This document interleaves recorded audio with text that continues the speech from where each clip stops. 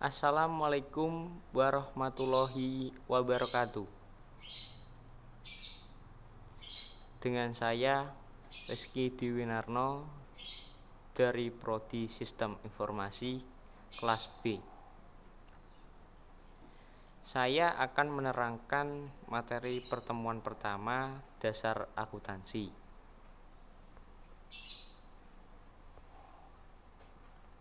Tujuan 1. Menguraikan karakteristik sebuah perusahaan. 2. Menguraikan peran akuntansi dalam perusahaan. 3. Menguraikan pentingnya etika bisnis dan prinsip-prinsip dasar perilaku yang etis.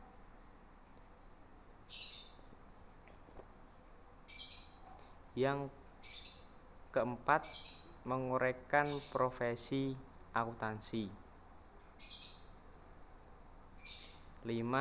Mengikhtisarkan perkembangan prinsip-prinsip akuntansi dan mengaitkannya dengan praktik akuntansi. 6. Membuat persamaan akuntansi dan menjelaskan setiap unsur dalam persamaan tersebut. 7. Menjelaskan bagaimana transaksi bisnis dapat dinyatakan dalam perubahan-perubahan yang terjadi pada 3 unsur dasar persamaan akuntansi. 8. Menguraikan laporan keuangan perusahaan, perseorangan, dan menjelaskan bagaimana laporan-laporan tersebut saling berhubungan. Yang terakhir, menggunakan rasio kewajiban terhadap ekuitas pemilik untuk menganalisis kemampuan bertahan perusahaan dalam kondisi bisnis yang buruk. Yang pertama, ada jenis-jenis perusahaan. Meliputi pertama, perusahaan manufaktur. Sebagai contoh, ada perusahaan Honda. Perusahaan Honda, dia memiliki produk mobil dan motor. Selanjutnya ada perusahaan Intel, memiliki produk komputer. Selanjutnya ada perusahaan Boeing, memiliki produk pesawat terbang. Selanjutnya ada perusahaan Nike atau Nike, memiliki produk sepatu dan pakaian olahraga. Selanjutnya ada perusahaan Coca-Cola, memiliki produk minuman. Selanjutnya ada perusahaan Sony, memiliki produk barang elektronik. Next. Yang kedua, ada perusahaan dagang. Sebagai contoh di bawah ada perusahaan Carrefour, memiliki produk barang kebutuhan sehari-hari. Kedua, Kids Station, memiliki produk mainan. Yang ketiga ada Electronic City, memiliki produk barang-barang elektronik. Yang keempat ada perusahaan H&M, memiliki produk pakaian. Yang terakhir ada perusahaan Amazon.com, memiliki produk buku, CD, dan produk-produk lainnya. melalui internet.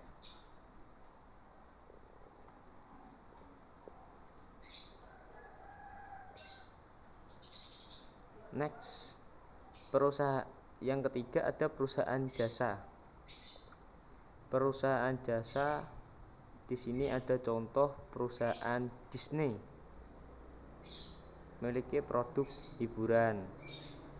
Selanjutnya ada perusahaan Garuda Indonesia, memiliki produk transportasi.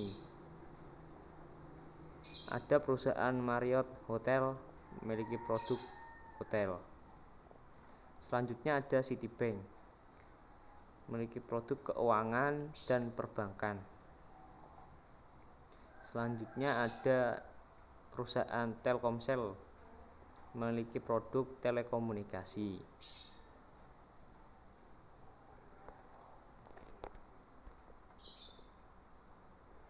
Next, selanjutnya ada jenis-jenis organisasi perusahaan. Yang pertama ada perusahaan perseorangan. Yang kedua persekutuan. Yang ketiga ada korporasi atau perseroan terbatas yang biasa disebut dengan PT.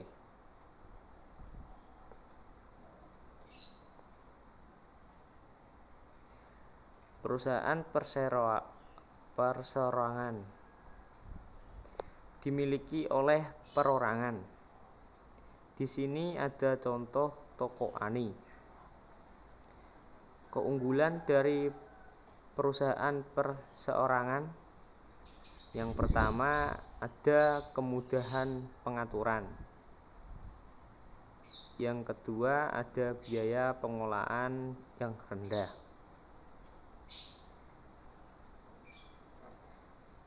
Ada juga kelemahannya. Yang pertama, sumber daya keuangan yang terbatas. Yang kedua, kewajiban yang tidak terbatas. Next. Selanjutnya ada persekutuan. Persekutuan dimiliki oleh 2 atau lebih individu. Di sini ada contoh toko Ani dan Tini. Persekutuan memiliki keunggulan. Yang pertama ada sumber daya keuangan yang lebih besar dibandingkan dengan perusahaan perseorangan. Yang kedua, tambahan keahlian manajemen. Dia juga memiliki kelemahan. Yang pertama, kewajiban yang tidak terbatas. Next. Selanjutnya ada korporasi. Korporasi dibentuk berdasarkan peraturan pemerintah sebagai badan hukum yang terpisah. Di sini dicontohkan ada gambar PT Makmur. Korporasi juga memiliki keunggulan dan kelemahan. Keunggulannya yang pertama, kemampuan untuk mendapatkan sumber daya dalam jumlah besar melalui penerbitan saham. Yang kelemahannya yang pertama, pengenaan pajak ganda. Next. Strategi bisnis.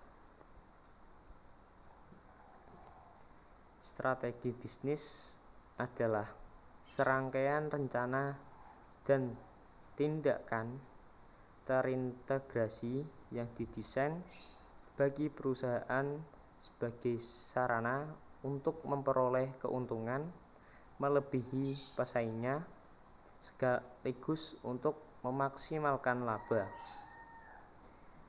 Strategi bisnis terdiri atas Yang pertama ada strategi biaya rendah, yang kedua ada strategi diferensiasi.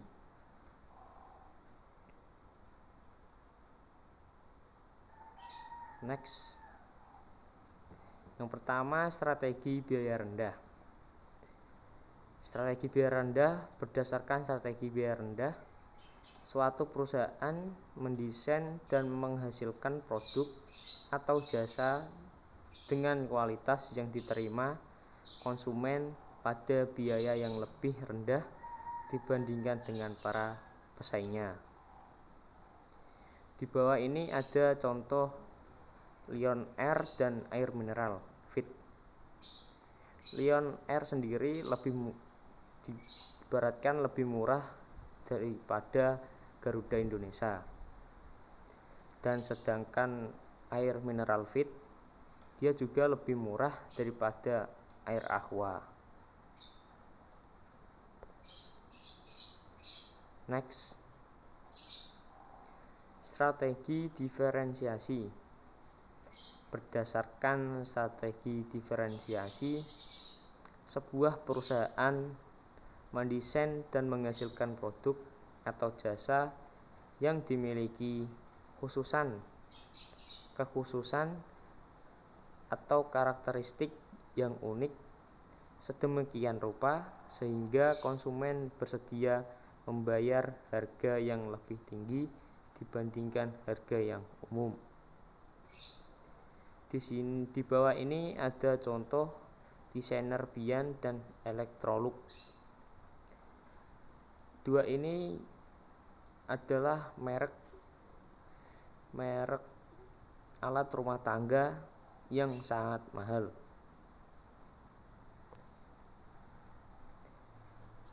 Selanjutnya ada rantai nilai sebuah perusahaan. Rantai nilai adalah cara yang dilakukan perusahaan untuk memberi nilai tambahan bagi pelanggannya melalui pemrosesan input menjadi produk atau jasa.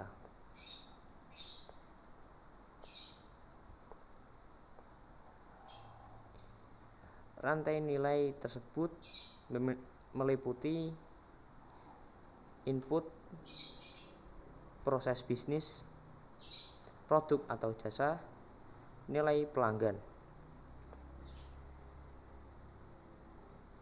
Selanjutnya ada pihak-pihak yang berkepentingan. Pihak-pihak yang berkepentingan terhadap perusahaan adalah perorangan atau entitas yang mempunyai kepentingan dalam menentukan kinerja perusahaan. Selanjutnya, proses penyediaan informasi. Yang pertama, mengidentifikasi pihak-pihak yang berkepentingan. Yang kedua, menilai kebutuhan informasi dari pihak-pihak yang berkepentingan. Pihak berkepentingan itu sendiri meliputi internal dan eksternal. Internal di dalamnya ada pemilik, manajer, dan karyawan. Sedangkan eksternal dalamnya ada pelanggan, kreditor, dan pemerintah.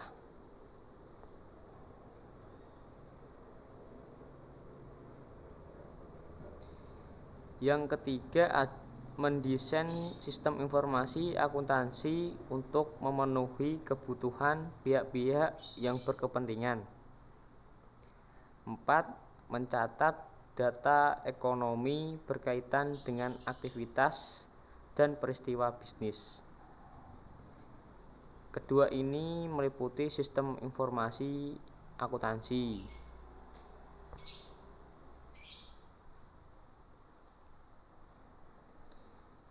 5.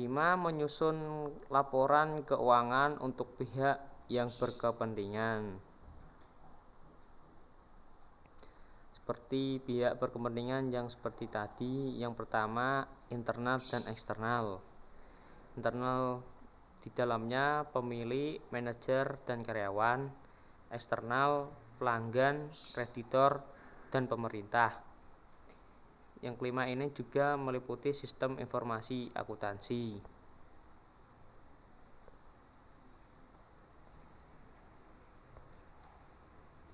Next, etika bisnis. Prinsip moral yang menjadi dasar bagi perilaku yang etis. Yang pertama ada hindari pelanggaran etika yang kecil. 3. Pusatkan perhatian pada reputasi jangka panjang. 3. Bersiaplah menghadapi konsekuensi yang kurang baik bagi diri Anda bila berpegang pada perilaku etis.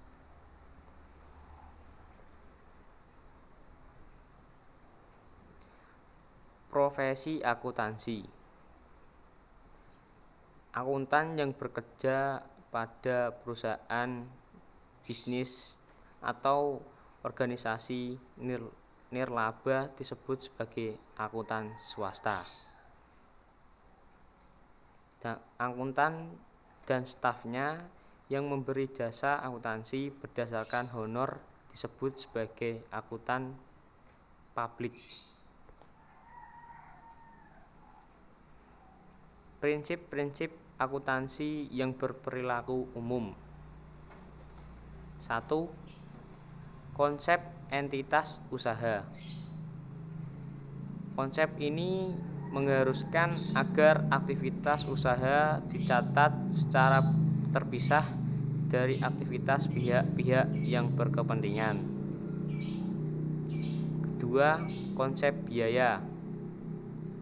Konsep biaya adalah dasar untuk mencatat harga pertukaran atau biaya akuisisi dalam mencatat akuntansi. Ketiga, konsep objektivitas. Konsep ini mengharuskan agar catatan dan laporan akuntansi didasarkan pada bukti yang objektif. 4.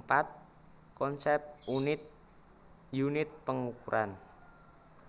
Konsep ini mengharuskan data ekonomi dicatat dalam suatu mata uang. Terima kasih.